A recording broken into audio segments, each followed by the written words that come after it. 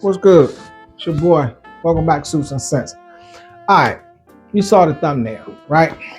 I'm gonna tell you who is the number one fragrance reviewer. The number one fragrance reviewer, hands down.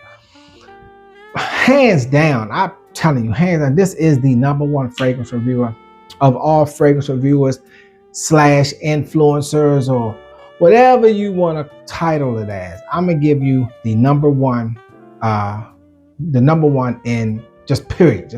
All right. So I'm gonna let this intro roll real quick. We're not gonna be long. I'm just gonna tell you who it is, and we're gonna keep. Well, I'm gonna read off the definition and one other thing, and then I'm gonna tell you who the number one fragrance reviewer is. Okay. First time viewers, thank you for stopping by Suits and Sense. All I ask, hit the bell notification. That's it. Hit the bell notification. And if you can, share the video with a friend or two. Continue viewers and subscribers. Much love, much love. Truly appreciate you. Can't stop, won't stop, not gonna stop. Nope. At the intro roll, we're gonna get right into this. All right. Okay, we're gonna get into it.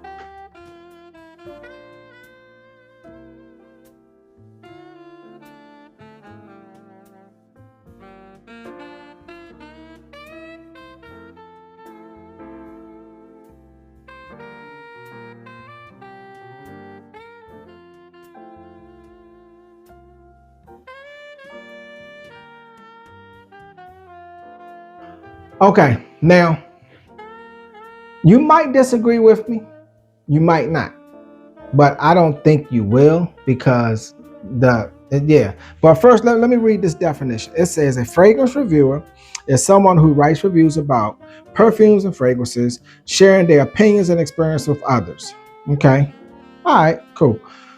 They may discuss the scent's notes, longevity, projection, and overall impressions, helping potential buyers make informed decisions. Fragrance reviewers often have a strong knowledge of fragrances, including different types of scents, ingredients, and techniques. They can range from casual enthusiasts to professional critics who analyze fragrances in detail. All right, okay? That's what it says. It says fragrance reviewers often have strong knowledge of fragrances. Okay? Strong knowledge of fragrances. They might not. They can just be a lover of, perfumes. They can be a lover of perfumes. And this is one that I like right here. Fragrance reviewers can be anyone from casual enthusiasts to professional critics. Some reviewers may be part of professional industry, while others, now this is the part that I like. While others may be simply fans who enjoy sharing their opinion. Fans who may just simply enjoy sharing their opinion. Sharing their opinion. That's all. Sharing their opinion. Now, I'm not saying that a fragrance reviewer has to know every single fragrance. You don't. I'm not saying that. I'm just saying a fragrance reviewer is someone who loves fragrances, right? So we're not going to draw this out. We're going to keep it going. But this has some really, really good, interesting things up here. Fragrance reviewers write reviews, often online or through blogs, YouTube channels, or other platforms. They describe the scents of fragrances. It notes the different ingredients that make up the smell, how it wears on the skin, and how it makes them feel. That's true. Some reviewers, they do that, influencers or viewers or whatever, but this is my take on it. You do have reviewers, influencers. I don't care if it's clones, designers, niche fragrances that you created on your own or whatever. If it's a fragrance that you like and you're talking about it, then boom. All right. So I'm going to tell you who the number one fragrance slash influencer is. Okay. Are you ready? There's so many that the fragrance industry now is just so saturated. I mean, it's so many people to. I'm not saying that it's bad. I'm not saying that it's good, because it's good for the industry. As long as we all can get along and talk about fragrances, don't show no hate on nobody else. Just show love, man. I mean, like, geez, come on. But it's just a lot of people. But there is only one. There was only one that is the number one fragrance reviewer / influencer in the game. There's only one. And I don't even know if, they don't even have to have a YouTube channel or Instagram or Facebook or TikTok or anything, nothing like that. They don't have to have nothing like that. But they are the number. I don't know if they do or not, but the number one reviewer / influencer is you. Just saying.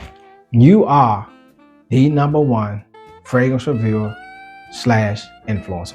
I don't care if you just got a 5 ml bottle, and if that bottle lifts your spirits and make you feel happy, and you just telling everybody about it, and how it smells, and they smell it on you or complimenting you. You're on the bus on your way to work, on the train, or in your Uber car, and you just lit the Uber car up, and you just smell amazing. And that's the only fragrance you have to your name, is that little 5 ml bottle of whatever fragrance it is. If you're telling somebody about it and you explaining it to them, this and that, then I consider you a fragrance reviewer, because you're giving detailed information. It don't even have to be detailed information, but you are explaining a fragrance that inspired you, and you're passing along to the next person that might inspire them. So you are the number one fragrance reviewer / influencer. Yeah, true, you might not have a YouTube channel.